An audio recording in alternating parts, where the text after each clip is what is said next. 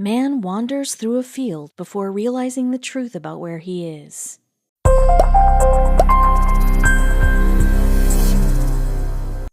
Battlefields are heartbreaking to see, but strangely invite a magical feeling of wonder and awe when they are revisited at a time of perfect calm many years later.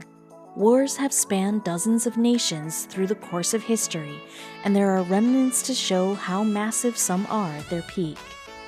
Thank goodness for adventurous and curious folk like this Imager user and his wife. The rest of us who have limited resources to leave our homes to wander are treated to the stunning display that has been naturally left behind by Sight's tumultuous past lives. Imager user Canada Speedo Man did not have a hard time convincing his wife to go on a hiking adventure in southeastern Greenland. He didn't really know what exactly to expect from the area, save from the typical touristy locations featured in brochures, so they kept walking on, admiring the breathtaking scenery and taking lots of photos, when they stumbled upon this place that bordered between remarkable and creepy. So far away from the city and the rest of civilization was a small town called Icatec, which was also known as Bluey East 2. It was used as an airfield by the U.S. Air Force during the Second World War. The site was empty when they found it, and what they saw simply left the couple speechless and in so much awe. Over 50 years ago, Bluey East 2 was a bustling and busy site as planes traveling between Europe and the United States used it as a refueling site during the war. One can only imagine the huge volume of planes coming and going at the time. Now, however, it has become an abandoned and still reminder of all the things that had passed. It was still home to thousands of empty fuel barrels strewn across the lot. Some of them still were full though. Surveying the site, it seemed like it was how the troops left it many years back, and that nobody has come to collect them or rearrange the items spread all over. Amidst the barrels and the rubble, the couple also saw an old radio tower lying on its side. Apparently, it was just one of many located on the field.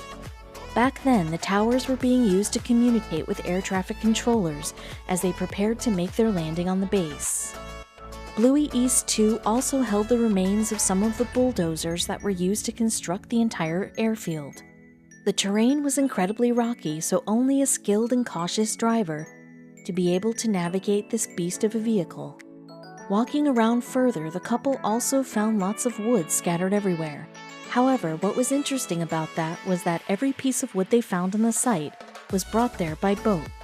No trees grew anywhere near Icatec. If there had been driftwood, these had surely come floating in from Siberia. To illustrate what likely went on in the site way back then, here's a photo of a soldier posing in front of the barracks. At the time, the site had large houses built around where the troops stayed while waiting at the base. It had a small community. Some of the soldiers even stayed there for years, just waiting for the war to cease. Now here's a photo of what it looks like at present. It's difficult to imagine that this site was once home to so many brave soldiers. Now it's just a piece of land filled with debris, rusted metal, and broken wood. However, the memories of what it once remained. This truck is presumed to have been used to move the barrels of fuel in and out of the airfield. It looks very much rusted out, but given that it's already, give or take 60 years old, it's remarkably still intact. The same can be said about most of the things that the couple found on the site. Canada Speedo Man and his wife also found this old furnace that was previously used to give heat to the hangar. The airfield was a 24/7 operation, so the troops had found this to be their place of refuge during the cold winter months, and it could get especially icy in Greenland.